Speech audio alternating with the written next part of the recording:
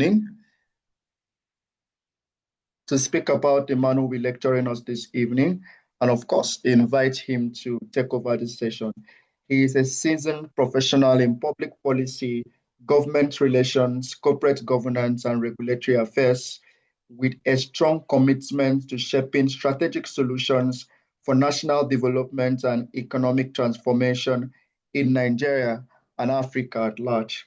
He presently leads the Public Policy and Government Relations Advisory Practice at ACIOE Associates, where he brings a wealth of experience in advising on regulatory frameworks, corporate performance, corporate governance standards, and public-private sector engagements. And public-private sector engagement. Distinguished ladies and gentlemen, his expertise lies in analyzing the interplay between policy development and implementation, specifically its impact on the private sector, economic growth, and societal outcomes. He excels in employing both quantitative and qualitative approaches to assessing public policy impact, providing a holistic view of how government policies shape the micro and macro landscape in emerging and frontier markets. Mr. Emmanuel holds a first-class bachelor's degree in electrical and electronic engineering from Madonna University, Nigeria. And of course, he also holds a master's degree from Southwest Jiangtong University, China. His professional credentials includes a certification in public policy analysis from London School of Economics and Political Science.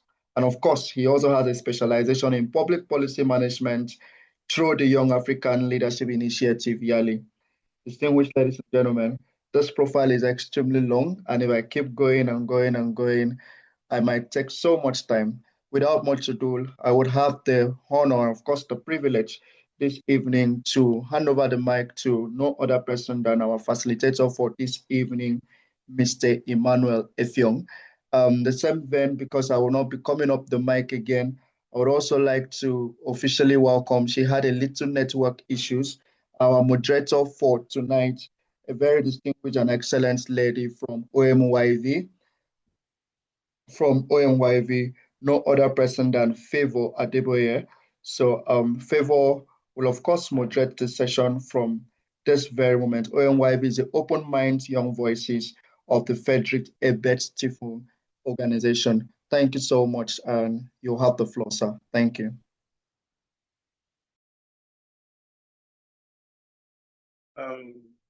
Good evening. Good evening, everyone. Thank you so much, Utbe, for the very wonderful and warm welcome. Thank you, everyone, for having me. I hope we're all doing well. I know it's been a long work day. Hope we had a good day. And I know Mr. Lawal very well, so I know that a good foundation has been set from the last session that we can forge into.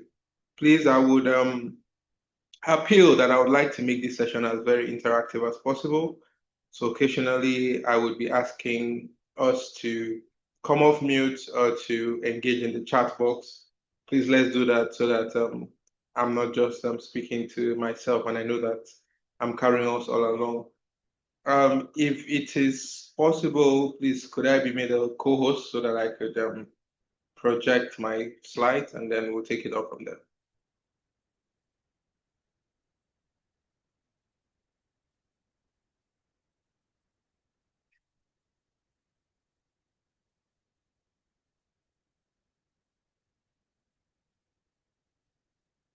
Is somebody helping me out with that, please? Yes, sir, I'm on it. Yeah, thank you.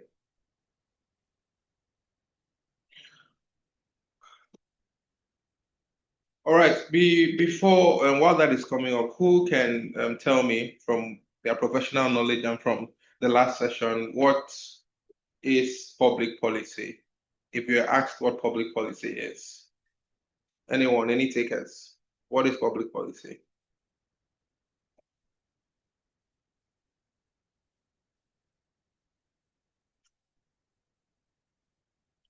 you guys heard from my profile that I'm also a YALI alumni. I know how YALI people are. This is not the attitude. Though. Why are we quiet now? I thought I'll see hands from by now. Anybody wants to let me know what public policy is, what the understanding of public policy is?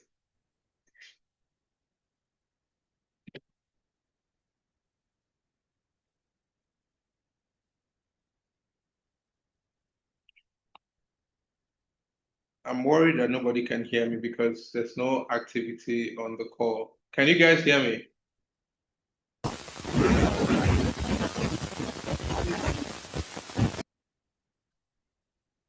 Okay, so anybody want to talk to me? What's your understanding of public policy? Because that's the very foundation. We can't start talking about policy writing if we don't have the foundational knowledge of what public policy is. So I want to be sure that we all have that foundational knowledge.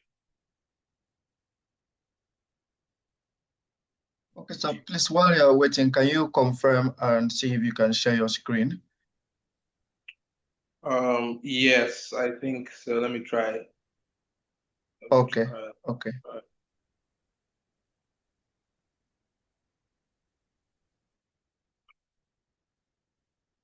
Can you guys see my screen?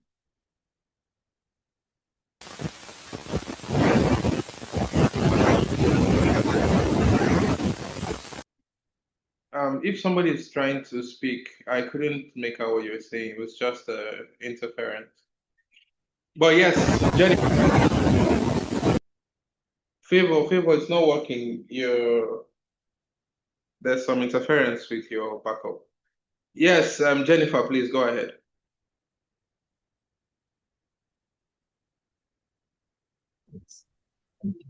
Can you hear me?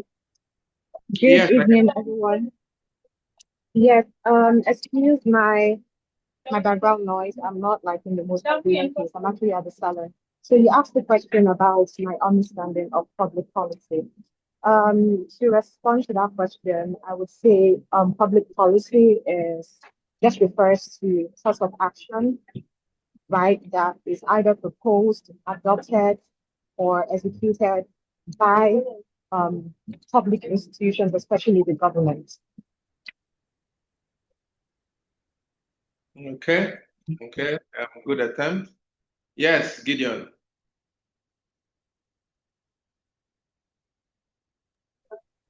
All right. Good evening. So, public policy, to my understanding, is there are those deliberate decisions by government that are used to make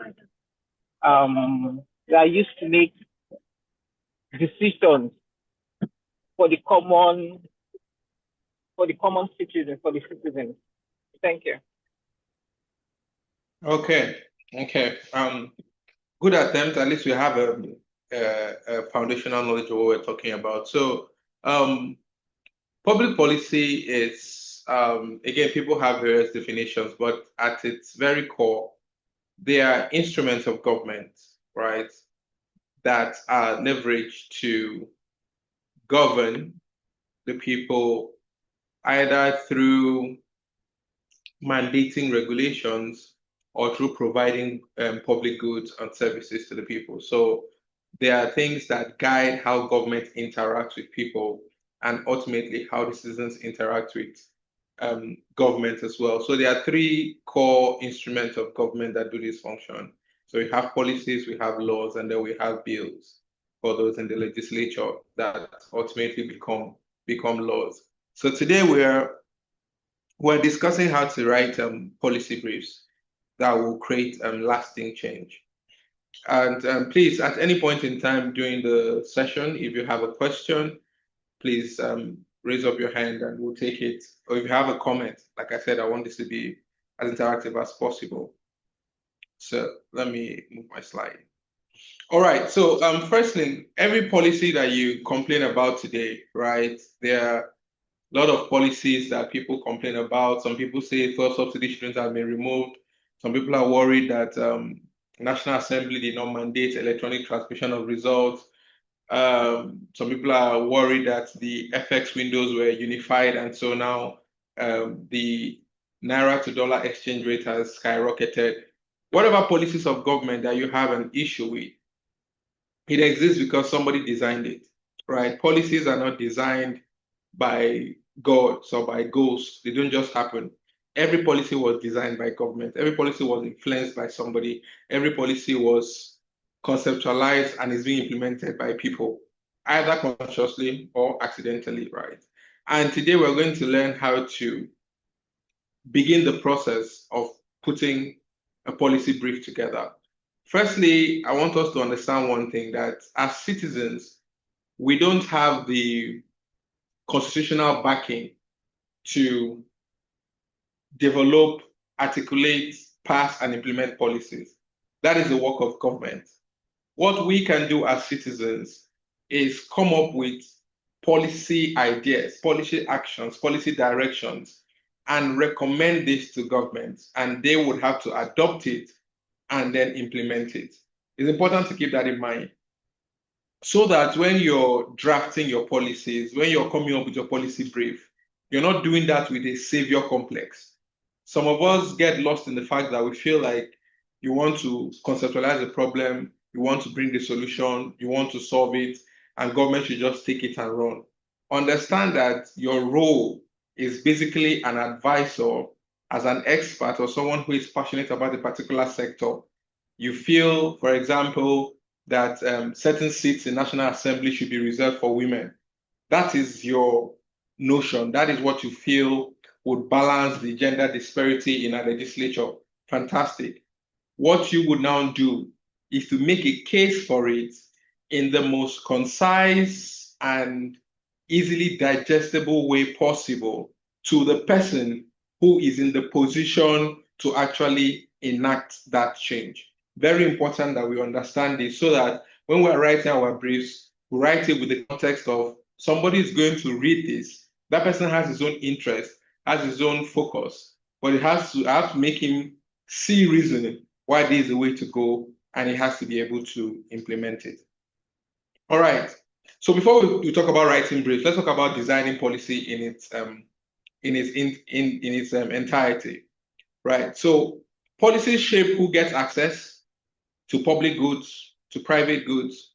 It shapes who is excluded, right? Everybody was talking about the new tax laws, and you can see that it's now being framed as a progressive tax regime. So people who are earning less than 800,000 naira annually are tax exempt, right? So, and those who earn more pay more taxes, right? So that's an example of a policy that is trying to establish equity by excluding some people from taxation and then increasing the burden on others. When the electricity tariff plan policy was rolled out with the band A, band B, band C, that was the similar thinking behind it, right? And it shapes what works and what fails, right? Negative policy leads to waste of resources, while good policy would lead to something that grows at scale. So I'll ask us a question, and I'll hope to get multiple answers from this. So what policy or policies affects your daily life the most right now, and in what way?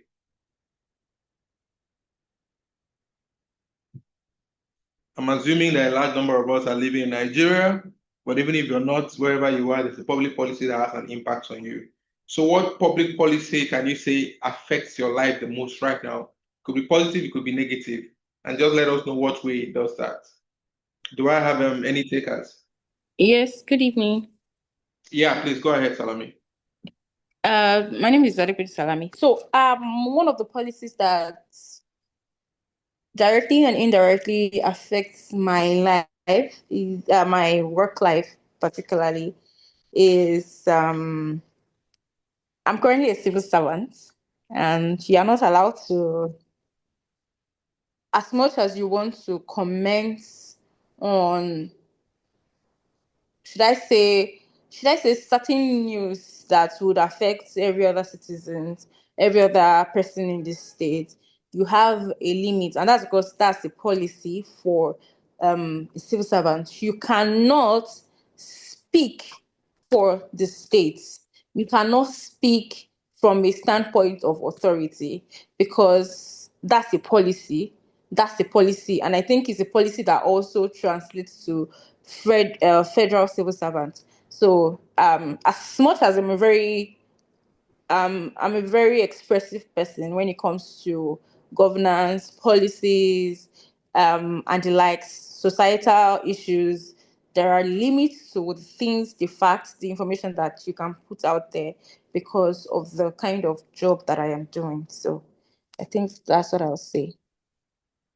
Okay, I hear you, Adepoju, but you can speak for yourself. You can just not speak for the state, right? You still have freedom of expression under the Yes, yes, you can speak for yourself, but you cannot speak. As I said, you cannot speak from a standpoint of authority for the state. Okay, so you would want the platform to be able to speak from authority? Um, so it can be very dicey. So I think totally understand why, because it would have been bastardized. It would have been, it would take a wrong turn because a lot of people say so many things unintelligent or like unintelligently. So it will Yeah. create a lot of chaos. So I think I understand why that policy exists. But I'm saying that if I were not maybe like a civil servant or something, I'm a pain warrior. So that's what I'm trying to say. Oh, okay, I guess. I mean, maybe you should run for office so that you have the authority to share your opinions. But yeah, I think maybe the balance to it is being a civil servant, you have some insider information that a public commentator might not have, right? So while you're not speaking for the state, you could be able to make some anonymous commentaries from a more informed perspective. But I hear you on that. Yes, Jennifer, please go ahead.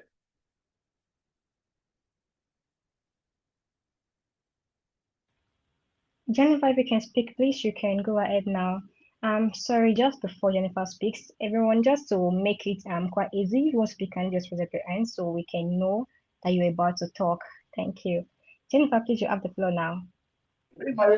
All right, thank you. Can everyone hear me? Yes, yes, I hear you. Okay, so in terms of a policy that directly affects me, I would say the renewed hope agenda, like policy, directly affects me. And when I mentioned the renewed hope, I'm talking about like ordering generations right by the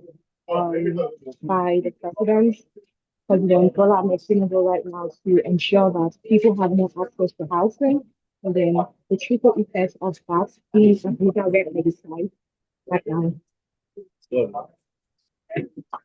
Okay, Jennifer, I couldn't really hear you clearly, but I think you said the housing policy under the president's agenda, it's affecting you in terms of ability to own a house, if I heard you correctly. Okay, I think I want a guy to speak. I've had two ladies, except all the guys are not impacted by public policy. Can I have a guy just share with us?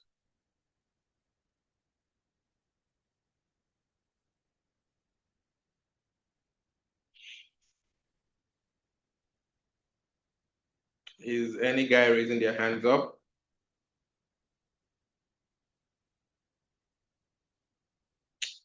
Okay, all right, let's move on. All right, oh yes, yes, Victoria, please go ahead. Jennifer, you could drop your hand down now. Okay, I think majorly a policy that has affected a lot of persons entirely should be the removal of fuel subsidy, even though it started more like a kind of presidential executive order, it started more like an executive order. But I think that's still a policy that affected almost all of us, or should I say all of us? Yeah. I mean, it's a policy, definitely. It's a policy, and it did affect everybody, especially with the way it was implemented. All right. Thank you for your contributions. So let's move on. So what is policy design, right? So this is a deliberate process of turning a public problem into a workable solution. And again, this is important for you to know when you're crafting your policy. You have to ensure your policy brief. You have to ensure that the recommendation or the solution you're putting forward is workable. And you also have to ensure that the problem is public, right? If there is no light on your street because, let's say, your transformer, armed robbers broke into your estate and stole the main coaxial cable from your transformer. You are not going to do a policy brief to the National Assembly on that. That is not a public problem. That is your estate problem. Maybe you can advocate to your councillor or local government chairman to beef up security, but you can't say it's a matter of non-accessible to electricity in this estate, and then you try to bring a solution to that. It has to be a public-facing problem, which means the sample size that that problem encompasses has to be the majority of the population, right? Or a critical mass of the population. And then your solution has to be something that is workable. We'll speak more about that later. So firstly, you have to show that you understand the problem. You have to clearly define your objectives, right? So you understand the problem, what's the objective? Okay, you want to do a policy brief on, let's say, the issue that Adepoju raised. Public servants should be able to comment on matters of public importance without fear of persecution. Let's say that's the brief you want to put forward, right? You have to have your objectives. So what are the objectives? One, it gives civil servants a voice in the polity. Two, whatever you think are the advantages, or that if is, don't forget you're writing this to somebody, right? So the person reading it has to understand, if I consider this policy, what would be the outcome, right? And then you choose solutions that work in reality. They have to be workable. Don't come up with utopic solutions. Have your solutions within the Nigerian context. The fact that something is working in South Korea or something worked in Germany doesn't mean that you can recommend that step in Nigeria. You can adopt it, but you have to align it to the Nigerian peculiar situation for it to be workable, right? The results of your policy have to be measurable. If you say you want to push a policy to reserve seats for women, right? The outcome of that has to be that, okay, we're going to have 50% more women in the national and state assemblies in 2027 than we do right now. So when we have that number, we know that we've hit the target, right? Your policy doesn't have to be something that is closeted. There has to be availability for learning and adjusting, because human life is dynamic, society is dynamic. There was a time when, if we're going to have this meeting, we have to schedule it in a physical place, and then we all have to find the time that all of us can commit there, and I'll come there in person and I'll have that meeting with us. Today, we can be co-located wherever we are in the world and have that meeting. If there was a policy, for example, let's say YALI was a government agency, and there was a policy that all YALI network meetings must be in person, and that was closed, we will not be able to have these sessions, even with the evolution of technology. So that's an example of how you have to ensure that your policy, while it's fit for use today, it has opportunity for measurement, evaluation, and learning. You don't do guesswork and assumption in your policy. You don't say, okay, because Jennifer has issues with the Renewed Hope process in terms of home ownership, that means all of Nigerians have issues with it. Let's put a policy to make people have more homes. It could be a situation that is just unique to Jennifer and maybe a small subset of the population. It might not be a problem that is so overarching that it requires a policy solution. So we don't use guesswork and assumptions. We actually have to back up our policy recommendations with evidence. I already spoke about copying and pasting foreign policies, political slogans, right? Like when she said Renewed Hope Agenda, I was already feeling worried, but she brought in the housing part to it. Because on its own, Renewed Hope Agenda is a manifesto. It's not a document, right? But they have a housing policy structure, which is a Renewed Hope housing plan that they are rolling out. And also, policies cannot be something that are one-time announcements. You cannot say you want to back something as an instrument of government and it's something that does not survive through a particular time. Even if it's a policy that is in response to an issue. For example, many governments came up with travel policies, health policies around COVID-19. A lot of those policies still subsist till today, right? Because they were brought up by a result of what happened, but they now open government's eyes to be like, okay, we can be a bit more concerned about our public health because of that. Recently, I was on a trip to Nairobi and I forgot my yellow card, and I was stranded at the airport because I did not have my yellow card. I had to go and register for a new one. So that example of how even though those crises have are no more there, those policies have come to stay because they have impact on the larger society. All right. One thing I want us to notice, and this is not a hard and fast rule, it's a rule that I applied. I call it a 2-minute rule. Most decision makers have maximum of 120 seconds to read a policy brief, especially one that is unsolicited. Please take note of this, because organizations like YALI Network and other youth-focused organizations, we get a lot passionate about issues and want to fix things. And then we write this very deep, insightful, grammatically sound, big pager. We have a binder. We even make it look very nice. We have a ceremony. We go to a senator's office to submit it to him. I promise you without a shadow of a doubt, he's not going to read a 50-page document. He will not, especially when it is unsolicited. If it's something that, okay, he already asked for it, he or she asked for it, or is interested in it, then maybe. But even then, he could probably give it to an aide and like, okay, skim through and let me know what these guys are saying. So if you want your key stakeholder to get your brief, to read your brief, and to act on your brief, you have to write it with the mindset that this man has only 2 minutes to look at my work. So if they can't find the what and the so what in the first 30 seconds, your brief is most likely dead. Difficulty, again, I'm using the examples that that people use in their suggestions, right? So civil servants cannot speak in public. If they cannot speak in public, they cannot contribute to national development. That has to jump out to somebody that is reading that policy brief in the first 30 seconds, right? So that's where we'll talk about the structure later on. That's where your executive summary comes in. At the first, don't try to build up. It's not a movie. Don't try to build up like a comedian and wait for the punchline at the end. From your first page, let somebody know what is in his hand, what you probably are trying to solve for, and what you need to be done. That is what's going to keep his attention enough to read, to see those your action points. Even your recommendations, personally, I assume that these guys are only going to read my executive summary. Write your executive summary with the assumption that that's all they will read. Because most of the times that it is. Think about it, these guys are extremely busy. They have constituents calling them for support. They have people begging them for money. They have family members to help. They have people from their villages that need job appointments. They have their own bills that they are pushing. They have elections in mind. They are planning how to contest. They have party dynamics. Someone that lost to them last year is coming back. And on top of all of that, you're now bringing a policy brief to him on his very tight schedule.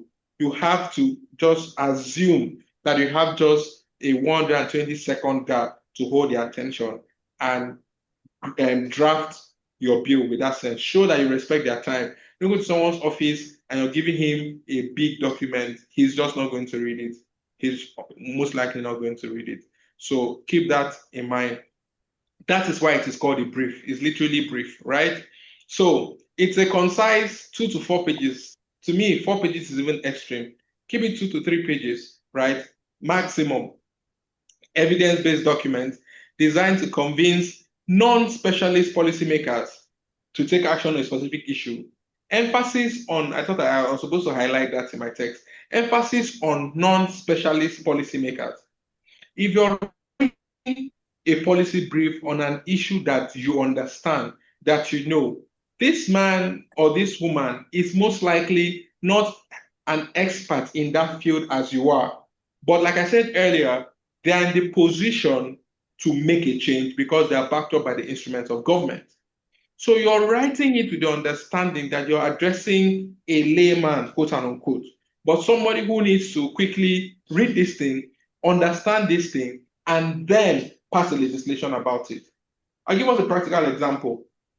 Last week, Monday, I was at the House of Representatives, and I met for the public hearing on the proposed FinTech Commission bill, right? So there's a bill in the House of Reps to set up a different commission to regulate fintechs. So removing them under the CBN, the SEC, NITA, all these other multiple regulatory agencies, and creating a new commission that will be strictly for licensing, regulation of fintechs, right? So that bill was in the floor of the House, and from the work that I do, I have a number of clients in financial services. So I had to attend, I had to engage in the public hearing, make my thoughts known about regulatory overlap and the rest. And then after the session, I now had a one-on-one with the honorable member who sponsored the bill, Honorable Faud Laguda. Honorable Faud Laguda is not a financial expert. He's not a fintech operator. He's not a banker. He has never worked in financial services. His career was mainly public tax. Private sector career experience was from taxation, and then now he's a legislator. But he said he identified a gap, right? He saw that, oh, the fintech ecosystem had multiple agencies to report to, and he felt like there had to be that coordination, and that's why he's proposing the bill. Now, for me now, who was coming to him as someone who has more expertise in financial services, I will not come there and start talking to Honorable Fawood about rails, about margins, about remittance of, about off-ramp rails, about stable coins. Those are all financial services jargons that a fintech person will relate to. But he is talking about regulating the fintech ecosystem, but he's not a fintech operator. So how do I make him understand in the short space that I had engaging with him after the hearing about the dynamics of the fintech ecosystem so that he will understand how either to amend or revise his proposed bill to properly fit the ecosystem? I had a short time to do that. And so I just went straight to the point. And I did not talk about the fintech dynamics. I just told him, sir, for example, the definition of fintech in the bill is not even all encompassing because fintech has gone beyond what we thought. We have fintechs who do lending now, fintechs who do investment like PiggyVest, fintechs who use for payment like MoneyPoint, fintechs who do remittances who bring money in. We have fintechs who are credit bureaus, fintech who do investment people like your AfriInvest. These are all fintechs, and these are all regulated by different agencies. So if you're bringing a fintech that does payment under this commission, payment means holding people's money, and that still goes under CBN. So you can see that there's a clear regulatory overlap because of the structure of their business. And it was like, valid point. And then we discussed further. But if I went there to be very technical with him, he would either just not to entertain me and then not be able to amend the bill to suit the purposes, or he probably antagonize me and then we'll be having a shouting match. So understand clearly that these policymakers are non-specialists. If you're lucky and you have someone who's an expert in a field that you're writing to, then that's fine. But still, don't overburden them with jargon. Make your language plain and make it clear what you want and what your brief is supposed to do. You have to do the complex research, but then translate it into practical, actionable recommendations. Typically, you have executive summary, set the context, policy options, and then clear call to action. Don't ram a direction down the throat of your policymaker. Don't say, sir, this is what to do, and this is how it must be done. Say, this is the problem. This is the impact it's having on society. This is what we think should be done. These are the policy options of how this problem can be solved. This is how it was solved in Japan. This is how it was solved in England. This is how it was solved in the UK. This is how Uganda solved it. And I think, or we recommend, that for the Nigerian situation, is a mix of option A, B, C that can make it work, so that he has that latitude to consider the policy options and choose one. Nobody likes being just told what to do and told how to do it. You have to make it, you have to create the notion that you're involving the policymaker in the process by giving them options. Even if you have how you feel something should be done. So, okay, fuel subsidy should have been phased. They should have not removed it immediately. Don't say it like that, right? Have like 2 or 3 options, then have the phased approach as one of it. Present the pros and the cons of the different options. And then notice how you can lead in your writing and make it obvious that option 3 is the best without clearly ramming it down someone's throat, right? So always important to have that flexibility, be concise, make it full of evidence, and put a call to action. If we do this, this will happen. I hope we are still all together. Any questions or comments so far?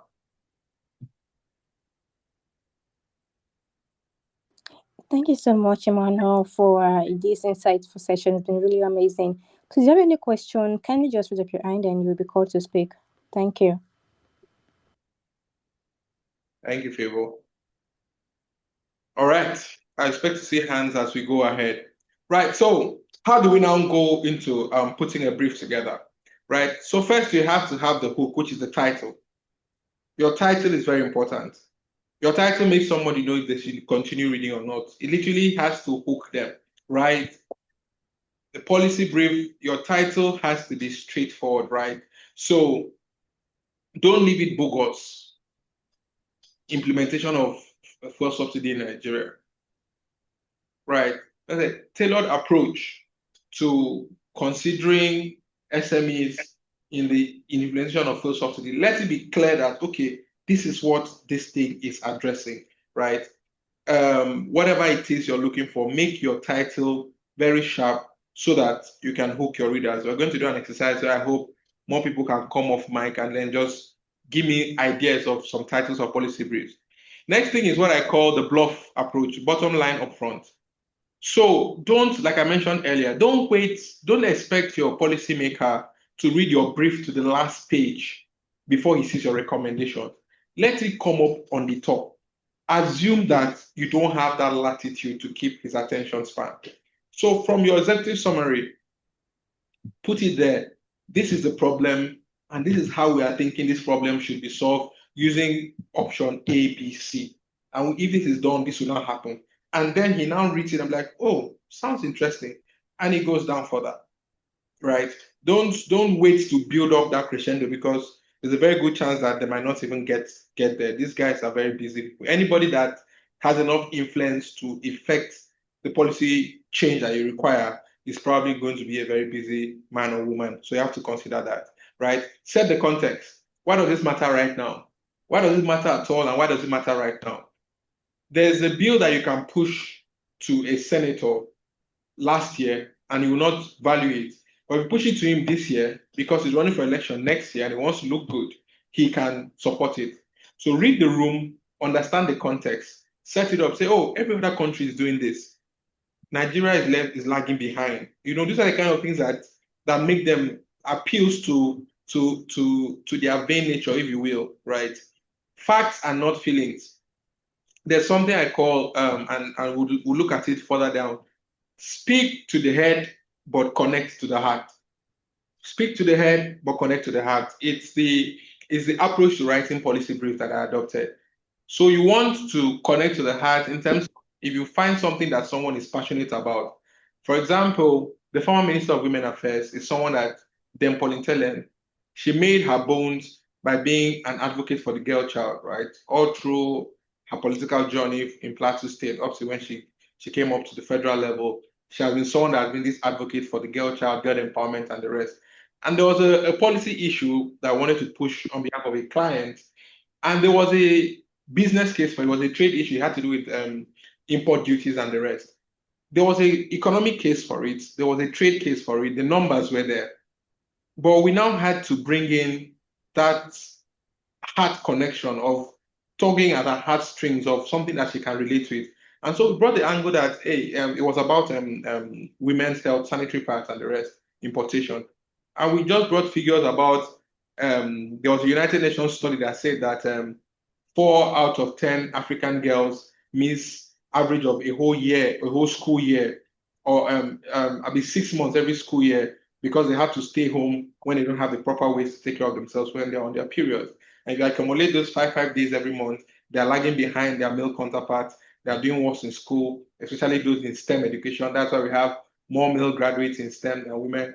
And we packaged that and we made that the top of our policy brief before we now followed up with the trade and economic facts that, hey, these guys are asking for this import duty. They cannot meet up the supply that's coming from outside. The market is saturated and all those things.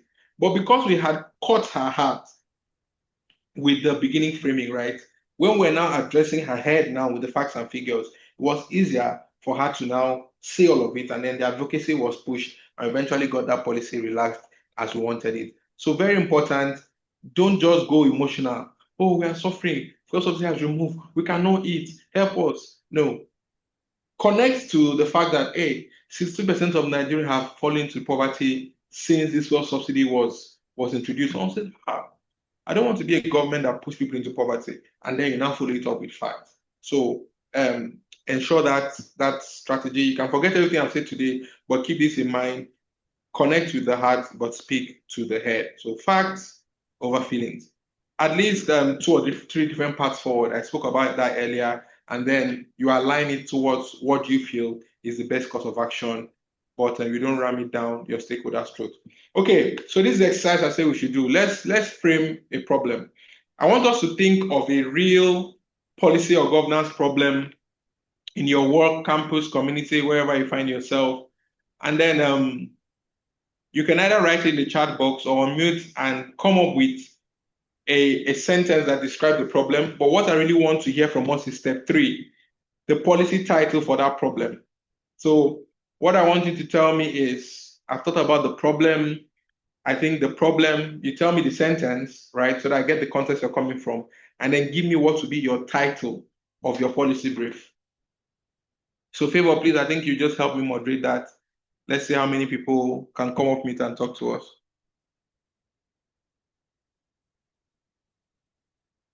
Okay, thank you so much, Mr. Emmanuel. So everyone, this is a big one either of us. So let's just quickly go through this. If you have an idea of what problem we can just come up with real quick on your campus, on your community, kindly just signify. You can use either the chat box or raise up your hand and you'll be allowed to speak. Thank you.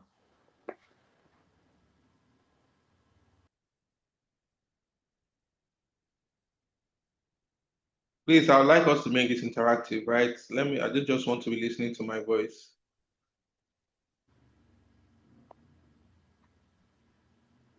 I'm trying not to call anybody's name. I'm trying to be real gentle right now. So please, if you have any opinion or idea of what we can use as a real problem in Nigeria or in anywhere where you are as a participant, please just feel free to share with us and we are all ears.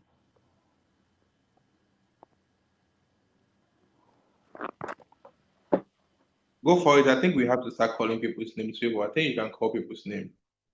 Let's know that. Okay. Becky's hand is up. Okay, Becky, all right. Please, you have the floor. Okay, hi. Thank you so much, sir, for coming on here. So what I am thinking about, and I would like to maybe you help me streamline it. I'm thinking of the future of Nigeria is in jeopardy due to lack of education among Nigerian children. So where I live, and in fact, all around Abuja, if you go out, you see children on the streets, begging, little children, not in school. They're unable to afford school or for whatever reason. They're just on the streets begging.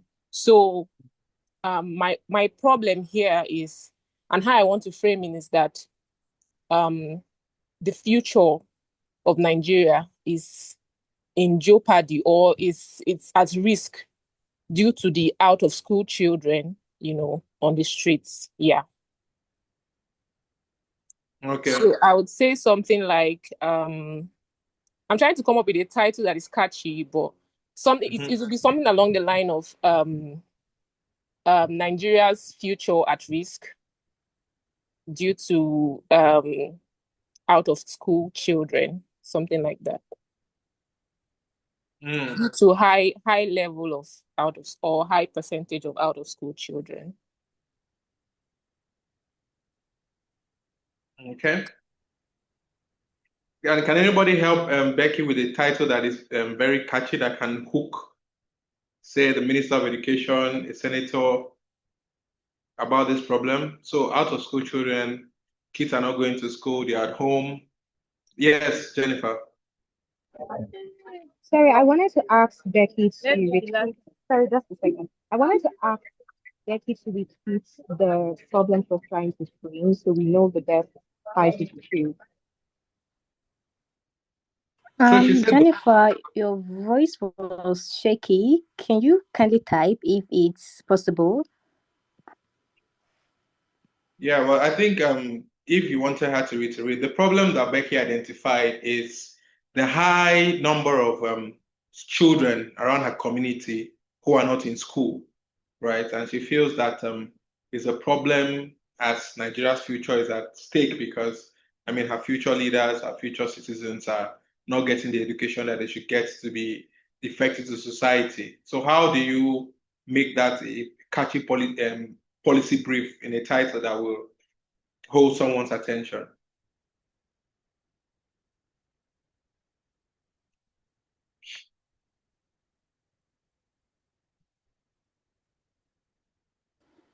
Jennifer, did you get what Emmanuel just said now? Do you understand what Becky is trying to pitch to our minister or any senator at all? So I think I'm having network issues and I'm not even in the most convenient place. As you can tell, my background is like a lot of noise in the background. So I guess I'll just try to stay tuned and be more attentive. All right. Thank you, Jennifer, and you're participating. That's good. Okay, Becky, let me just take a stab at it, right? So you want to say, you could say something like empty classrooms, Nigeria's future at home while the world gets an education. Right. You could say something like Nice. So we have something in the comment section, a nation without future. a nation. Well, yeah, a nation without future is fine, but it's ambiguous because that could mean anything, right? You want the Minister of Education to know that the problem is an education problem. So by the time he sees, for example, empty classrooms, right? And then there's that comparison of Nigeria's future is at home while the world is in school, something like that, right? So you want to speak to him immediately. You want to speak to him immediately, but yeah, but that's a good one, Becky. Any other takers? Let me look at the chat. I didn't know. We have some comments in the chat box. We have from street to classroom. And then Becky said, empty classrooms, a dangerous future. Okay, empty classrooms. Nigerian future on the streets. We're on the same path. From street to classroom. Empty classroom, Nigerian future on the streets. Yes. I think I like that one best. Yeah, Salami is on the right path, but a dangerous future again. It could be maybe they are picking up guns. It could speak to crime. It could speak to something else. But the fact that we're speaking clearly to education, it makes it a bit more streamlined. All right. So just quick example of how you can align the hook in your brief. All right, moving on. Next thing we'll talk about is the anchor, right? Anchor of policy is evidence.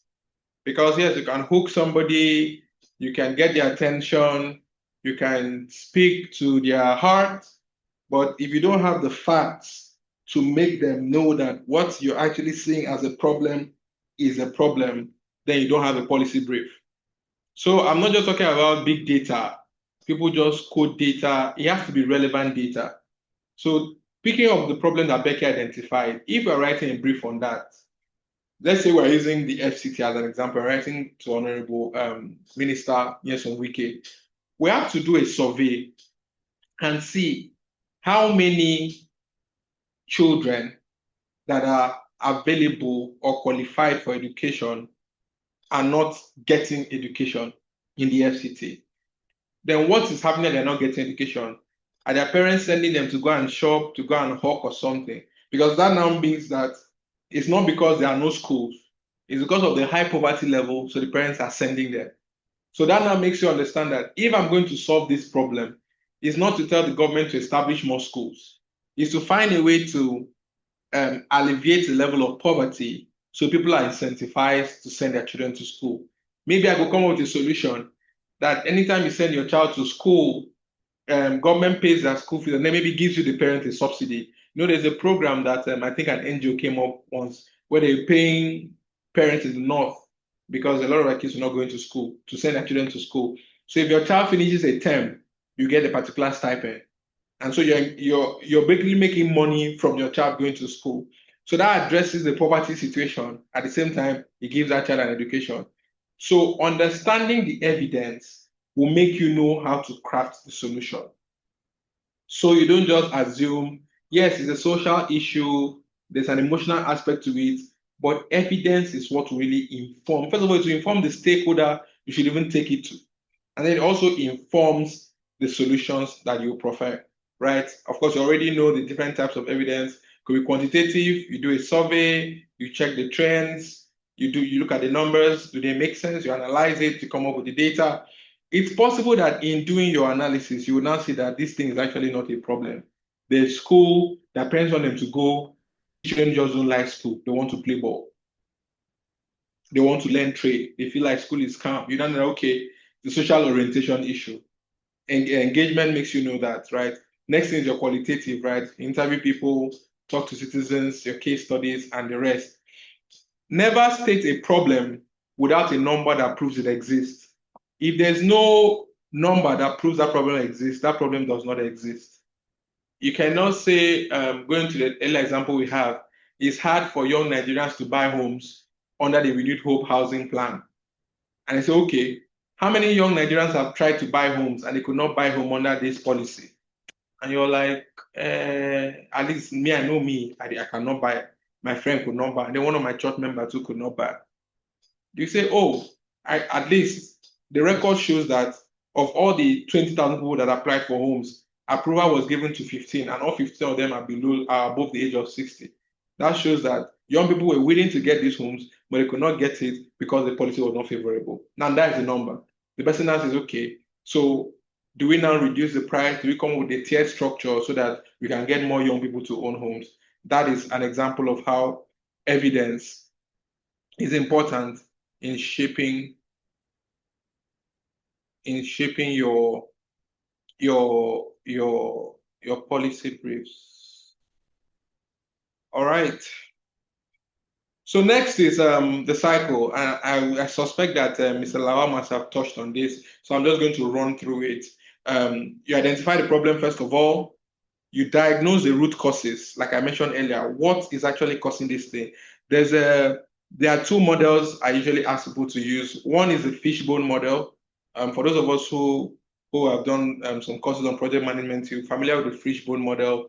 Another is the 5 why question, right? Why are children not in school? Because parents are not sending them. Why are parents not sending them? Oh, because they don't have money. Why don't they have money? Because there are no jobs. Why are there no jobs? Because government has not created jobs. Why has government not created jobs?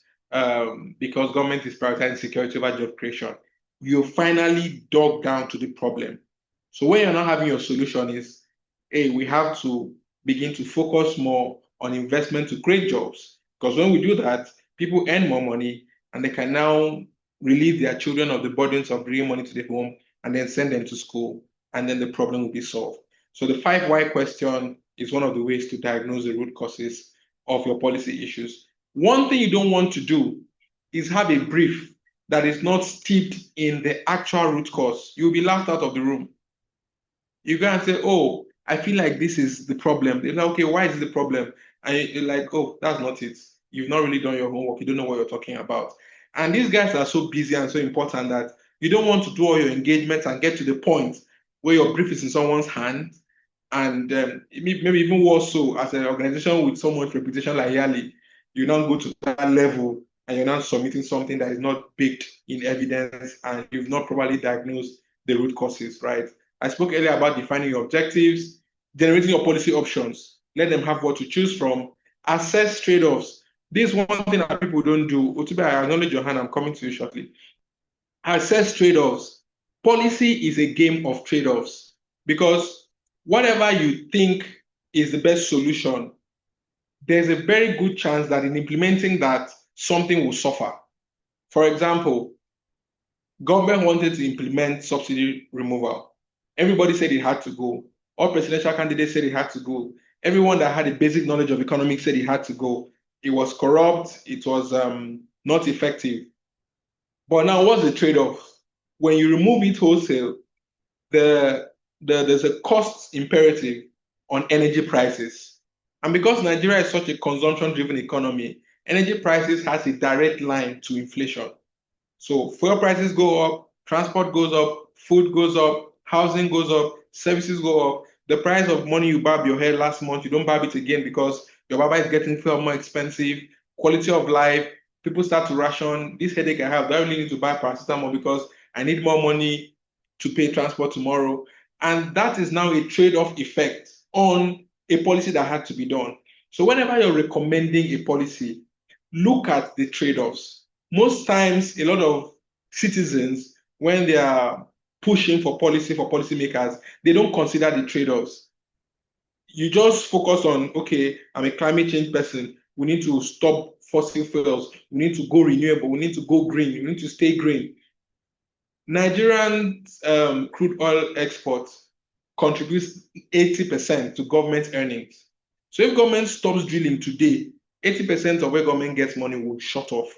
So while government might be open to exploring green, they cannot outrightly do it immediately and wholesale because of the trade-off. So whenever you're suggesting a policy action, please consider the trade-offs and choose the solution that has less impact on the larger society. You cannot say you want to solve one problem and then you're creating more in the process. Yes, who had a question, please? Okay, so I did. I Yes, want to know. the question. Yeah. So please, am I audible? Yes, Yes, you yes. are. Yes. So I want to know, in a case like, for instance, in Nigeria, we have a lot of data problem. Either there is a lack of data or there is skewed data. When I mean skewed data, manipulated data. In such a case, what do you then present on your policy? Is it just maybe newspaper? Is it just should I just say one story you heard as evidence or something that happened to someone you're aware of? Or will you still stick to going as far as still using the data which you yourself you don't even trust? So you have to find data, right? And again, it's a problem. So one thing I didn't touch on is sometimes your policy brief or your policy solution shouldn't even be to solve the problem. It should be for government to properly understand the problem. You know, there's how you can put a policy brief together for government to assess the impact of subsidy removal on teachers, for example. So instead, maybe your ultimate goal is to alleviate the impact it's having on teachers. But this first action will lead government to probably say it's adopted, right? To do research and do engagement to actually assess the impact on the teachers. That will now give you the data to now implement a solution. So sometimes your solution might even be to understand the problem empirically.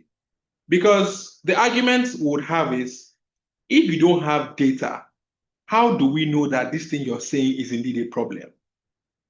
How can we substantiate it? It's not, you cannot just take your I go live for you. We cannot just take your word for it.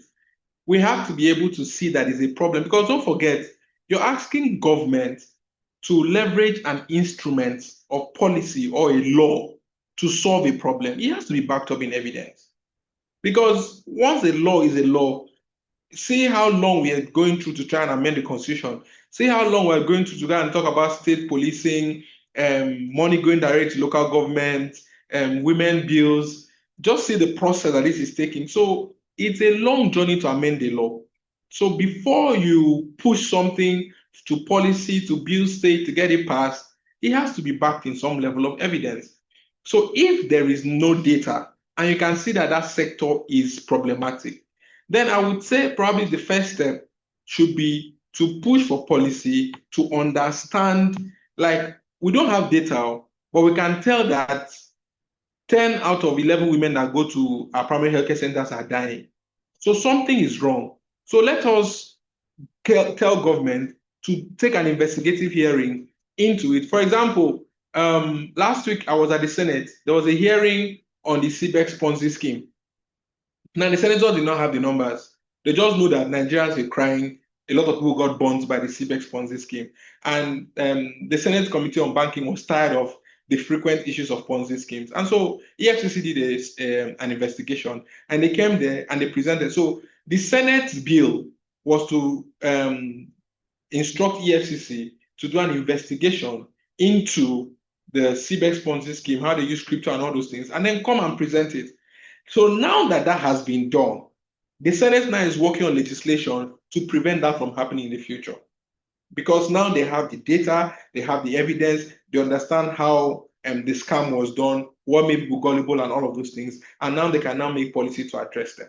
So you cannot just go on hearsay. Evidence has to be there. If you're quoting a newspaper article, you have to, if a journalist quoted someone, go to that, like if it's not something that the source is hidden, right? If they are referencing a report, go to that report, dig to that source. If someone tells you that this thing is happening, investigate. Let it, like I remember what I said at the top of the call, let it be a public problem. And the only way you can substantiate a public problem is by showing us evidence qualitatively or quantitatively that is a problem. You can say on this express, every day there are like 5 accidents. How do we prove that? Set up a camera there, do this speed up recording, do that for 1 month, for 2 months, and you gather evidence of the crashes that happen. Road safety might not have that numbers, but you can do something there and then come and say, hey, look at it. This is what's happening. Let's look more into this. But without evidence, it's very hard to convince someone that what is a problem is a problem. Then it's also very hard for you to know what you're solving for if you don't know what is causing it in the first place. I don't know if that helped. Yes, sir. Yes, sir. Thank you very much. All right. So yeah, talk about choosing one to implement and then you monitor. Right. So how do you choose between policy options? You have policy options. How do you choose, right? So these are some of the questions that you ask yourself. What costs less? Government always look for the most cost-effective solution that they can make. So, like I said, in the case of the out-of-school children, building new schools, employing new teachers is expensive. Is there a less expensive solution to the problem that you've seen that government can quickly fix and then address, right? What are the opportunity costs? What are the trade-offs? What else can we do? Okay, we want us to build a school. We don't have money to build school now. What can we do? Is there some homeschooling structure? Is there some after-school lessons? Is there some informal? So always look for the most cost-effective solution, because if your policy brief suggests something too expensive, the very good chance that it will not be implemented. Next thing is how realistic it is. You're asking the Ministry of Education to deploy. It's okay, the world is going tech. Our primary schools, they are not techy enough. Ministry of Education to deploy tech teachers to all the primary schools in villages. How many tech teachers are available? What is their salary? How many people can the government employ and pay at that level? Do they have the capacity to do that? If not, then what is the next step? Don't look at it as if you're settling. Look at it as being realistic. Because you can have a fantastic brief with a very glowing recommendation. If it is not realistic, it will not be implemented, and your brief will just die a natural death. So consider the feasibility of what your brief is recommending, right? Next thing is what works best. Don't forget, you've diagnosed the root problem. What is the best way to solve this problem after my 5 whys? What are the evidence saying? Where has this been done before? How will it work? Next thing is who benefits, who loses. Like I said, in policy implementation, there are always trade-offs. Who benefits, who loses? Are the winners higher than the losers? Is there a larger subset of society? For example, the tax laws, right? Mr. Tao Yodele was saying that most of the resistance are being sponsored by the very wealthy people who are going to be taxed more, because actually the tax is progressive, right? So the government made that choice that, okay, let people who are earning less than 800,000, businesses who are making less than 800,000 not pay tax, and let those who are in the upper echelon pay more, because we feel like they are going to make a lot more money up there. So even if they pay more, it will have a lesser impact on the societal outcomes than me taxing those who are barely surviving, right? So you have to look at the winners or losers and then consider your trade-off, right? Don't gloss over it. Don't say, if we do this, some people will lose their jobs and so what. For example, I strongly believe that's one of the reasons why the Orosanye report has not been implemented. It's a report, for those of us who are not aware of it, that recommends the merging, dissolution, and consolidation of a lot of government MDAs, right? Because we have a lot of duplicity in our public service. We have like 4 or 5 ministries and agencies doing the same thing.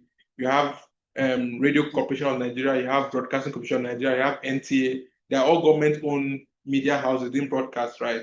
So he recommended a lot of those be merged, a lot of those will be scrapped and all those things. And you know, when that happens, people will lose jobs in droves. And the government is considering that, like, already have a cost of living crisis. Do I want to render like half of my civil service unemployed? That's probably one of the trade-offs that is delaying the implementation of that report. So you also have to consider that this is so that your brief stands a chance of being looked into and being acted upon. Next thing is you have to cut the fluff. When you're writing your brief, language is important. Use active verbs, implement, divide, dissolve, scrap, right? Don't suggest inside the suggestion. It is recommended that the government considers implementing. You're giving them too much option.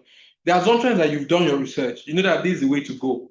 Why you're not ramming it down their throats, you're giving them options. Option A, implement this over a 4-month period. Option B, structure this. Option C, do this, so that it's action. So that if somebody is picking it up, they can see the clear call to action that you should do. So be authoritative without being forceful in your words. I spoke earlier, remember you're writing most likely to a non-expert in that field. So avoid jargons. If a 12-year-old cannot understand your solution, it's too complex, especially the kind of 12-year-olds we have now, right? Don't use jargons. Don't try to flex to the person. Don't try to impress the person. You're trying to solve a problem. And you're trying to make the person who is in the position to solve that problem to understand it the best way so that he can solve the problem. Don't make him have to research your solution, or they should explain it. He should be able to read your brief when you're not there and get exactly what you intended him to get when you wrote your solution out. So cut out the jargons. You've already told them that this is a problem. People are not going to school. Don't put in the intricacies of modern education. People are not going to school. They're staying out of school because of this. Do this and do that, and people come to school. Make it straightforward. Understand that you're probably not going to be speaking to an expert. Formatting is important. Use bold headers. I always recommend using infographics. If we have time, I'll show some examples of some briefs that I looked at earlier. Use infographics. Use call-out boxes. Put some text in emphasis. Understand that these people are probably going to be skimming through it, right? So write your brief in a way that things that you want will catch someone's attention. It's just like when they say in public speaking, when you're speaking, add stresses on words that you want people to remember. Do the same thing in your briefs. Find a way to accentuate and bring the focus to the meat of the matter, so that, assuming that the man has just 30 seconds, his attention can land on what you wanted his attention to land on. The Orosanye report. I'm seeing a comment in the chat box. Orosanye report. He's named after the man that set up the panel. I think it's Mr. something Orosanye. You can just Google it out and you would see that. All right. So winding down, let's look at a bit of an exercise on on how to simplify your writing. These 3 quotes here are clips from actual policy briefs. Actual policy briefs that people wrote to government agencies and to policymakers. These are actual clips from policy briefs. So the first is, it is incumbent upon the relevant stakeholders and multi-sectoral parastatals to synergize their multifaceted operational frameworks in a timely manner to facilitate the optimization of revenue generation mechanisms within the subnational architectural landscape of the Federation. Who can tell me what that person is saying or what they are trying to say there? I don't want to quote the organization that wrote this in case one of you works there. But who can tell me what they're trying to say there? Yes, Adepeju. The person is simply saying that it is important it's important to facilitate ease of doing business in Nigeria, basically. Okay. Take attention. I talked about coordination, operational frameworks to facilitate optimization of revenue generation mechanisms within within subnational. So he's talking about subnational. He's talking about revenue. He's talking about frameworks. Yes, sir. Becky, So yeah. that's what I said. I said that he's trying to say that it is important to synergize activities of subnational to the federal level to ensure that to facilitate even better revenue generation and ease of doing business, because in the end they deal with business owners and public people, so they want to generate revenue. Okay, all right. Becky, your hand was up. Okay, hi. So let me first comment that from everything you've taught us, and just from looking at the sentence, it is too much, really, right? Mhm. It's not very clear. It doesn't hook anybody. It's just, in fact, someone may need to even put it in ChatGPT to even understand what it's saying. But Okay. I think it's saying that we need to harmonize the different parastatals. That's what I understand. Or at first sight, that's what I understand. Especially when you mentioned earlier that there was a policy to harmonize the different government parastatals that are doing the same thing. But then when I look at the last sentence within the subnational architectural landscape, I can't say for certain that that's what it's saying, but that's kind of what I understand. But it doesn't make sense, to be honest. Okay. Yes. Favor, I think I saw another Gideon. hand. Yes, Yeah, Gideon. Gideon's hand was up. Gideon, if you can hear us, please unmute and speak.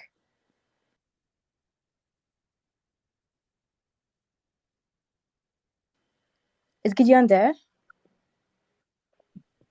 I apologize, Favor. I brought my hand down already. I wanted to ask a question, then I realized that this one has not been done with yet. Oh, very well. You can save a question for when Mr. Emmanuel would have a bit of Q&A session, so we can bring it up again. Yes. All right. Thank you. Okay, so let's keep all what we've discussed in mind, right? In the next slide, I will show you guys what these people are trying to say. All right, next question, next quote. It says consideration should be given by the ministry to the possibility of implementing a moratorium on new license issuances until such a time as a regulatory audit is finalized and the report has been reviewed. So this was a policy brief sent to a government agency that gives out licenses, right? So who can make me understand what they are saying in that second quote? I think I want to hear other voices. Yes, Benedict, please. Benedict. Please, you can unmute and speak, Benedict, if you can hear us clearly. Oh, okay. Sorry, please, can you hear me? Yeah. Yes. All right, thank you. All right, so to my understanding about this, they're literally asking the ministry to actually put a temporary hold, okay, on new license, issuing of new licenses, because they're carrying out an audit. Okay, so I just based on my own understanding about this, yes. So they're just asking the ministry to put a temporary hold on it while they're carrying out an audit. All right. Yeah. Gideon, please. All right, Mr. Emmanuel. So based on my understanding, I think it says that there should be like a grace period until the audit is being finalized and then the ministry has received the report before they can probably begin implementation. All right. Okay. Again, when we go to the next slide, we'll see that. So the last one is many young people in Abuja are currently unemployed, which is leading to an increase in social vices and creating a burden on the city's resources. We need better programs to help them. If you're a policymaker, does this help you understand what the problem is?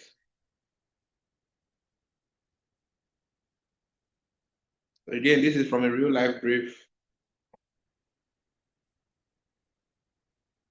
If you want to please just you can speak. Okay, Chelsea, your hand is off. Please, you can speak. Okay. As a policymaker, from everything you've taught so far, Mr. Emmanuel, I don't know if you can hear me. I can. Okay, should I say it's big?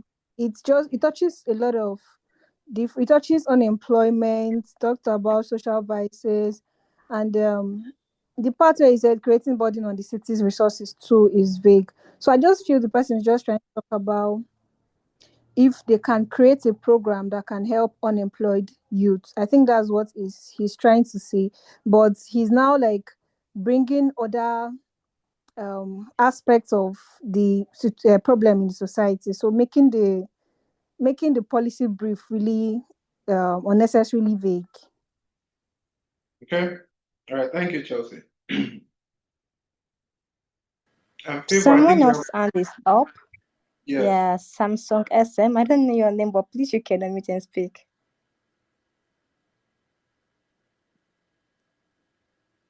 Samsung, are you there?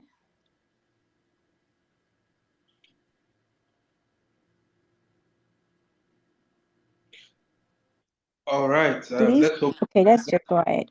Sister or Miss Samsung will speak to us later. All right, guys. So let's take it one by one, right? Hello. Oh, okay. Yeah. Go ahead. No, go ahead. Go ahead, please. Go ahead. Okay. I think what the question is saying as is simply talking about calling for better programs to help young people to get more opportunities and supports. And in turn, we help the people, the Abuja environment to reduce the rates of crime or negative activities. All right. Yeah, Gideon, please go ahead. Yes, sir. But I think if you look at it very well, I think it addresses all the issues. So if I'm a lawmaker, I think this is clear because it says that young people in Abuja are unemployed, and then thereby they are beginning to create social vices because they are unemployed, which is now creating a burden on the amenities of Abuja, and so we need better programs. It's just like the use of the five whys that you spoke about. So I think this is just examining the issues. So this is clear for me. Okay, Mr. Policymaker, since this is clear for you, right? So you brought this issue now to the Senate, and I'm your colleague, and you want us to pass a bill for programs to help your constituents. And I ask you, how many young people are unemployed in Abuja? What would you tell me? Okay, and I now see it. I now see it. I now see it. Well, we can't put a number to it. And we've thrown your bill out. Yes. All right. Okay. Yeah. Favor, I think we had another hand. I saw two more hands. Rifkatu, I think, and then Becky. Yes, Rifkatu. This may be the last one we may have to take for now because of our time. But please, if you can hear us, kindly unmute and speak.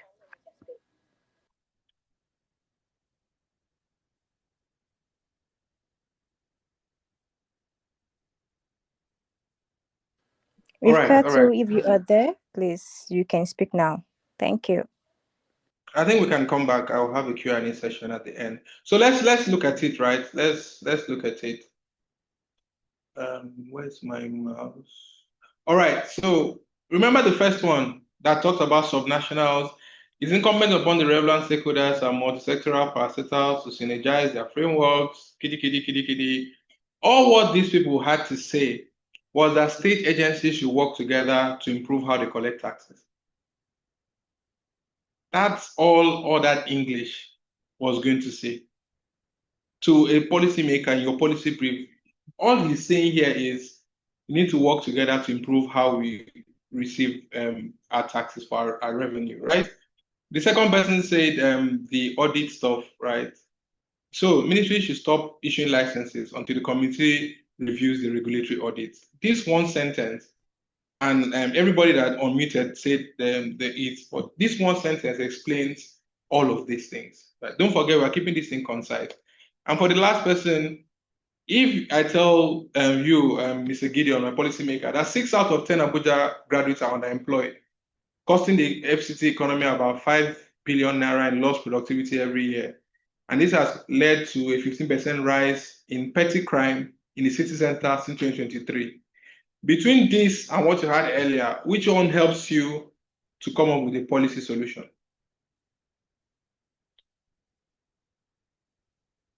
Gideon, the question is for you. Oh, the one you just said, sir. The one with all the statistics in it. Exactly. So this actually substantiates the unemployment issue. When you say he has pressure on Abuja's resources, is it water supply? Is it road? Is making them lose productivity? Put a number to it.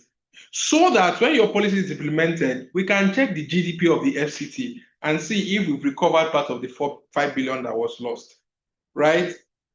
Is causing crime. What kind of crime? Is it kidnapping? Is it banditry? It's petty crime.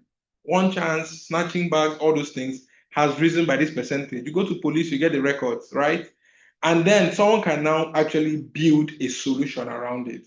So this exercise was just to help us understand that, yes, you have the complex thing you want to do in your head, but understand that, again, you're writing to people who are probably not experts in that field, who want to quickly see what you're saying, see the impact, see the recommended solution, and then go and act, right? The moratorium there, those of us who are probably a bit more technical understand, there's a possibility that there could be a senator, or maybe our senators are more, but there could be a policymaker that might not know what a moratorium is. Just tell him that your recommendation that the ministry should stop issuing licenses until the committee reviews the regulatory audit. If he wants to go with that, he knows how to go with it. Okay, committee is doing an audit. No more licenses should be given out until they've reviewed it. Instead of us using a lot of jargons and English to confuse people who might not have the time to read and might not be expert enough to understand what it says. Yeah, so Favor, you just help me moderate the session. Anyone that has questions, I'll be happy to take them now. Thank you so much, Emmanuel, for that session. It was very insightful, and I have a lot to take on myself. So basically, if you have any questions, please kindly just raise your hand and you'll be called upon. So I have one hand already. Becky, if you can hear me, please unmute yourself and speak. Thank you. So I actually have a comment, right? But the third critique that we considered, the third sentence. When I first read that sentence, that many young people in Abuja are currently unemployed, which is leading to an increase in social vices and creating a burden on the city's resources. We need better programs to help them. I actually thought that it was referring to the resources spent on security. So because it's leading to social vices, it's creating a burden on city resources. So a lot of money must now be spent on, security and combating these social vices. But from your explanation, it was something entirely different. So yeah, it clarifies a lot that our policy briefs have to be very clear, because when I first read it, I actually thought about insecurity and the amount of money that must now be spent on combating social vices. So they were talking about the impact it's having on the public goods, on the social resources. So government has to do more to support people because people are not productive, right? So those are the resources it meant. So that is why the 5 billion loss of productivity substantiates that. But again, it's a very good example to see how not being clear can actually take your policymaker into a completely different direction. I think just before we end on the Q&As, I see your hands up, Favor. Let me just quickly run through some examples of some briefs that I came across, right? Again, some of these guys are a bit more voluminous, but just for us to look at it. So firstly, this is a policy brief, right? And it's on managing conflicts related to land and water use in Adamawa State. So they had the executive summary there, where they talked about what they want to do. but they didn't have recommendations in it anyways. But I would have liked, and I prefer recommendations to come in here so that if anybody only reads executive summary, he gets the whole gist. I like the use of infographics. It calls your attention to exactly the context of the agri sector before setting the background and context of it. It also highlights, you can see they're using infographics to highlight the data points, right? And all of those things on that one.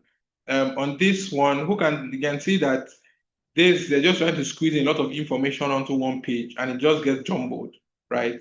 Some could maybe immediately be turned off from this, right? A lot of information, but you can see their heading, what's at stake, what they did, what they found, right? And then highlighting the text that they want emphasis on in a separate text box.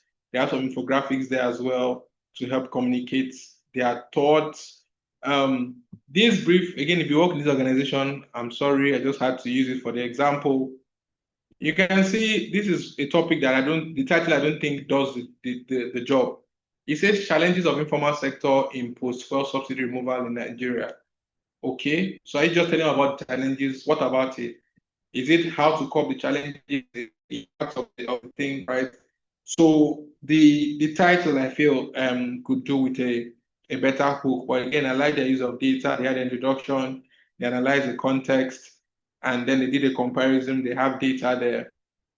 And the rest, this one, I like their use of infographics a lot, right? The introduction, they have their solutions in it. You can see quotations. So immediately, I'm sure everybody looking at my screen is already drawn to this section of the document already by default, right? A play with colors and all can help keep your attention. Recommendations. The key thing they're recommending is in red, and then the action steps are in black. So even if I'm using just 2 minutes here, I can just highlight the red things and see what these guys want me to do for them, right? And then after the recommendations, can you see? They put their recommendations up here before they now went into their context, went into their findings and all those things. So if I just end here, they have addressed the main thing that they wanted me as a policymaker to read. Before, maybe if I'm so hooked, I can now go into actually what is causing this problem. But the recommendations are all up there already. This is another one, a policy brief. So these ones, they were just a bit more straightforward. But they had their introduction, they put their recommendations here, they put what their recommendations is based on. After doing that, they now tell you what is the problem, what do they know, and then following it up with policy options and strategy. I told you options and approaches, right? So people know they're saying there's option 1, there's option 2, there's option 3, but their recommendation is that you combine it through these ways.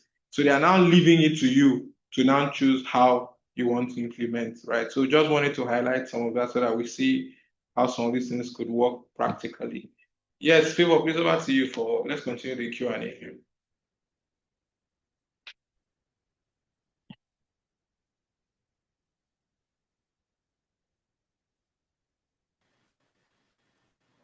Thank you so much, Mana, for that brief demonstration. That just gave more context to what we were talking about earlier.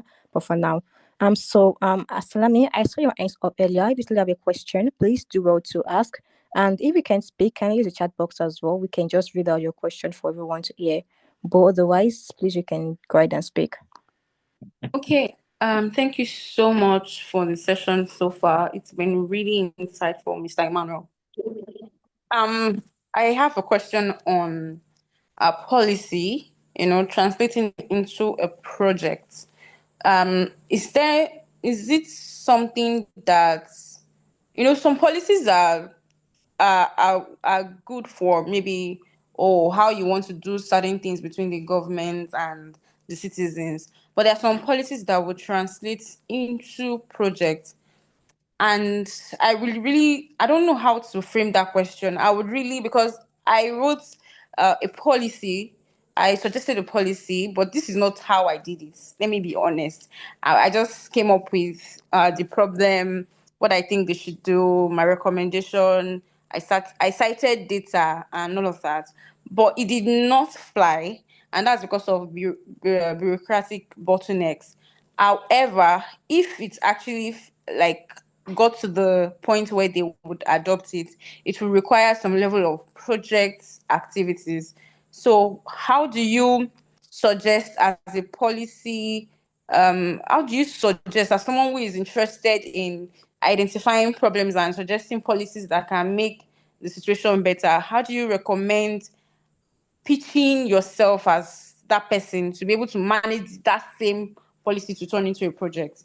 Because it's one thing to have the idea, it's one thing for another person to execute it, and they may not get the vision on the reason why you prefer that policy in the first place. So I would like you to shed more light on that.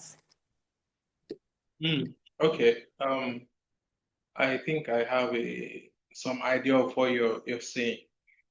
So I think we just go back through some of the things we discussed about. Firstly, is it can be a problem that only you identified, but it cannot be a problem that only you can relate with. It has to be a public problem, like I said earlier. It has to be something that if you share with people, they can understand, they can relate, and they can buy into it, so that you're not the only one carrying it on your head. Yaga were not the only ones that ran it not too young to run. There was a coalition because everybody could agree we need to reduce the age so that more young people can run. The second angle of it is nice if you feel like, okay, I'm the one that has this vision. If it goes into a project, I can be the one to implement it. But like I said, ultimately, except Adepoju, I don't know you, except you have a government appointment that puts you in a place to implement policies. But if you don't, your work is mainly to recommend a policy that somebody else will see it, that has that backing to run it. For those of us who are Christians, yeah, the Bible says, write the vision, make it plain, that whoever sees it can run with it, right? So that's an example of when you do your brief, it's a problem you identify, but to be something that anybody can read it, relate to it, and then people that have the backing to back the project out of it can now back it and let it go. If it happens that, okay, they now bring you on board, so, okay, you're the one that wrote this thing, help us implement it, then that's fantastic. But I don't think your project, your policy should just be centered around only you being able to implement it. However, I also want, if you want your policy to lead into a then write your recommendations in that way.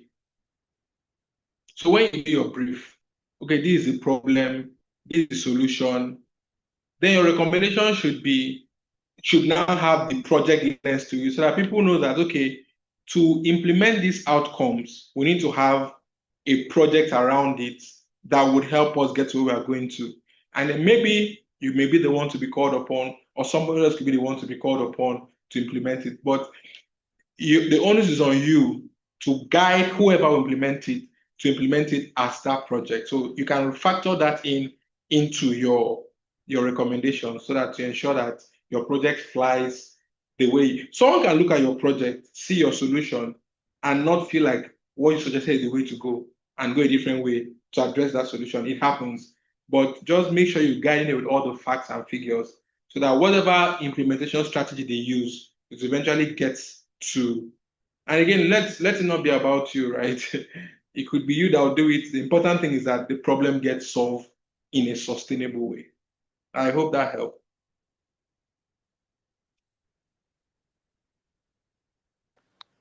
Yes, it does. Yes, it does. Thank you. That answer. Salami, do you have your question answered or do you need more clarifications? No, I'm good. I'm good. Thank you. All right. Thank you. So move on to Gideon. Gideon, if you can hear us and if you can speak.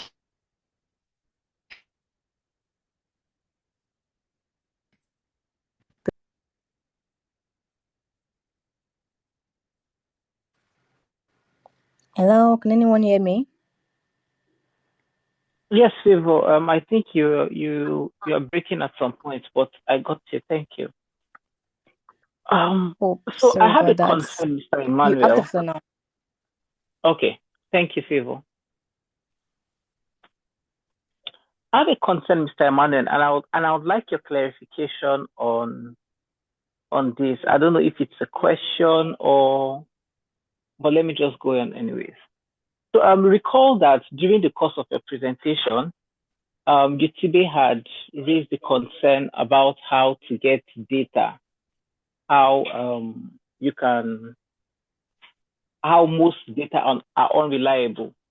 And you said try to get it anyways. And then you gave an example of maybe mounting a camera to count traffic, to count cars on the road, something like that. So how do I say this now? Is that ethical, given the sense that when you check data principles, it's supposed to be the data is supposed to be what's this word now? The data is supposed to be clear, and then it's supposed to have a little bit of content from the people that are getting the data from. So if you're generating that kind of data, is it ethical? Is it something that can be used publicly without any backlash?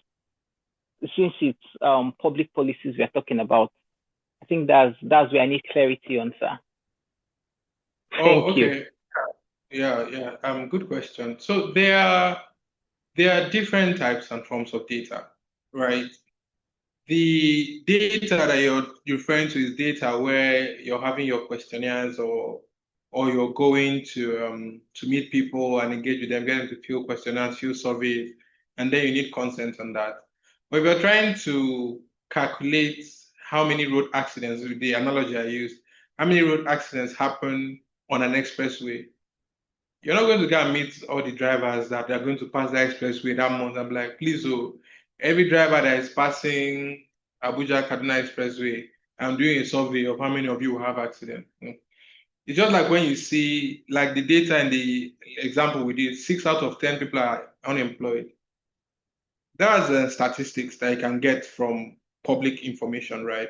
When they say Nigeria has the highest number of maternal mortality, it's because they went to hospitals, right? And they got data, okay, every time 10 women give birth, 5 women die. Things of this nature, right? So data that you get from societal database or societal development, if I say, okay, let's say all through this series, let's say you guys are having a 10-part series. I want to see how many women are going to join from the YALI network. Everybody is in this meeting, right? I can say, okay, the average of 30 people that join every week, we had only 15 women. So that means that 15 out of 30, 50% women. So that means that women are actually interested in policy issues. Let's say I wanted to use that as a subset for my problem, right? I can do that because we are all here. So the kind of data that you need consent from are data that you're getting personal information from people, you're getting health information. Those are the ones that have to follow all the data governance policies. But if you're trying to do a study, a societal study, an empirical study of society, you can source your data how you want it to be sourced. Because ultimately, you want to first of all validate that what you're seeing as a problem is a problem. Maybe it happened that it's just that week that they had multiple accidents, that road is always very clear. And by the time you do your analysis, you get, again, like remember when I said you can get your figures, go to road safety, validate it, and then put a case together. Ultimately, you want to be sure that first of all, what you think is a problem is a problem. And it's a problem to the extent at which you think it is. And there's a workable policy solution to that problem. Once you can tick these 3 boxes, then you're ready to begin to work on your brief. Does that help, Gideon? All right, fantastic. If there are no other questions for me, I think I would hand over to people now. Thank you so much, everyone, for the attention and for having me.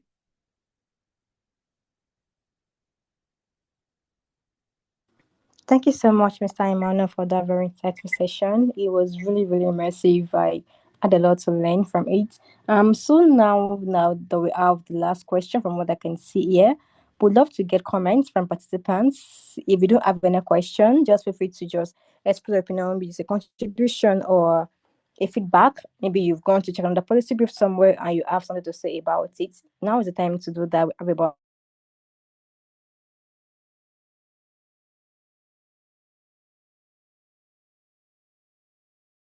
9 minutes to go.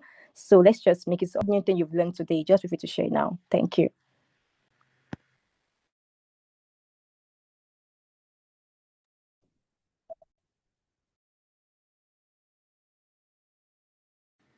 Okay, Salami, please, you have the floor.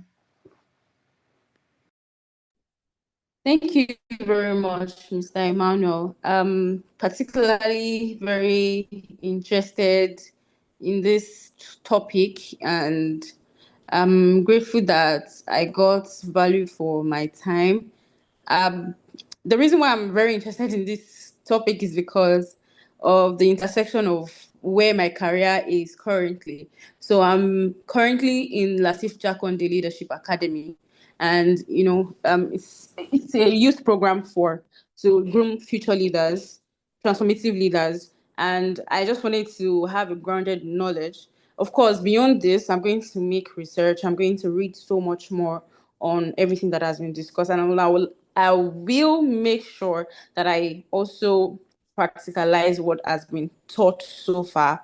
The reason why I joined this class was because I really wanted to understand how a proper policy brief is being written, because I have written like two I don't know if I should call it policy brief now, but I just wrote it. I just typed it and designed it and sent it to the right quarters. But of course, bureaucratic bottlenecks, like I said. So I wanted to know if it was from a place of lacking in my own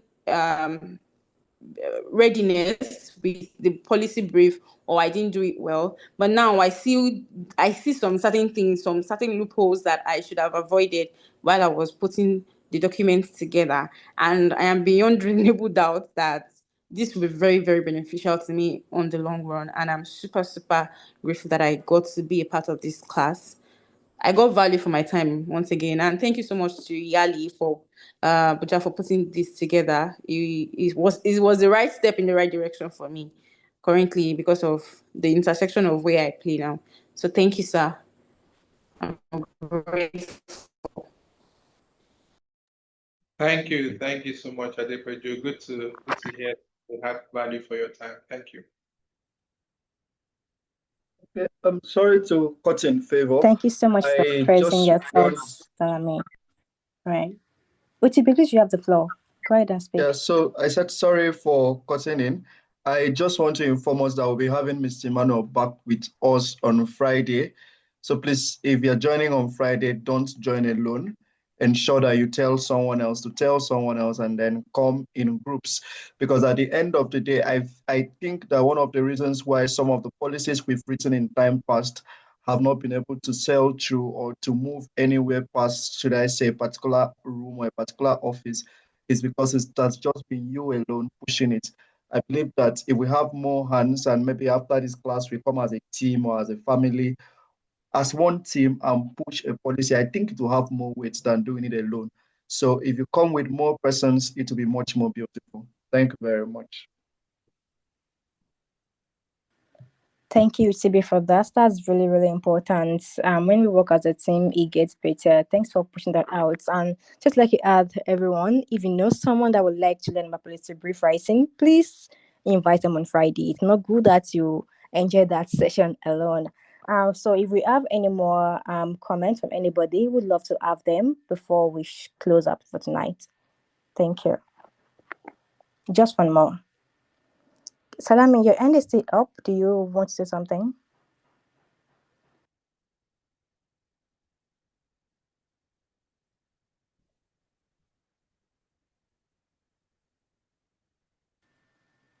Hi, Salami, your hand is up. Okay, I guess she's not saying anything. So we had a lot of comments in the chat box already. Everyone is saying thank you, Mr. Emmanuel. It was a good session. I learned a lot today. I had a great time learning about policy brief writing. So this is Mr. again, Mr. Emmanuel. Thank you so much for your time. Thank you so much, YALI Abuja. This is really a great thing to put together, and I'm sure everyone on this call had a great time learning. Not just its theoretical aspect, but practical aspect, because the good thing in public writing is the practical aspect of it. It's good that you learn and also implement what you learn. And this is what we are for today. Okay, Becky is asking if we can get the slides. We'll get back on that. Otibe, do you want to answer that?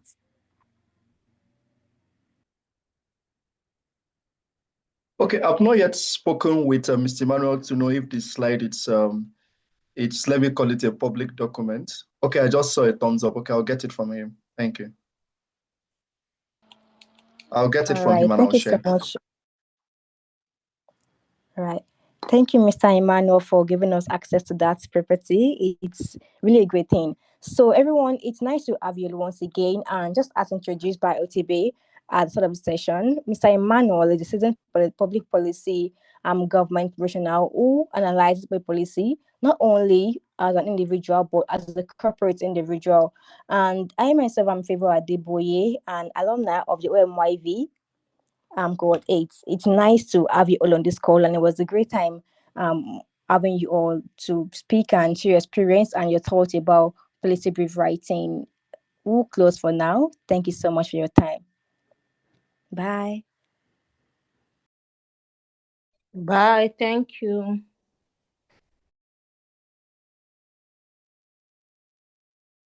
Thank you.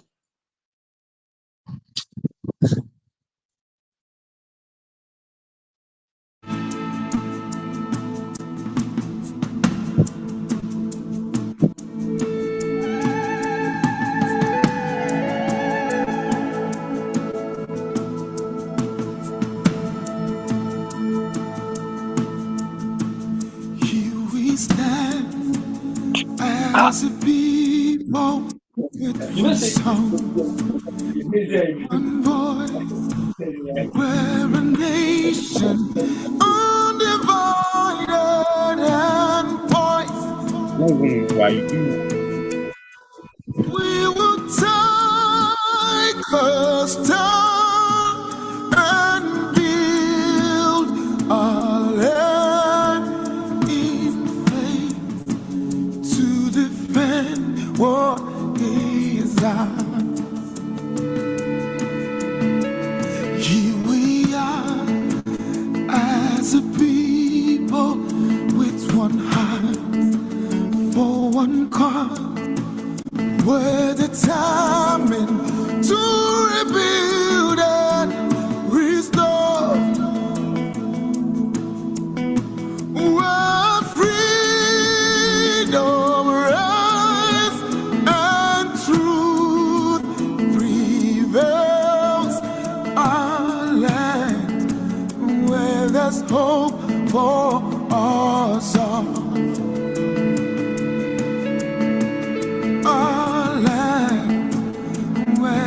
Hope for us all.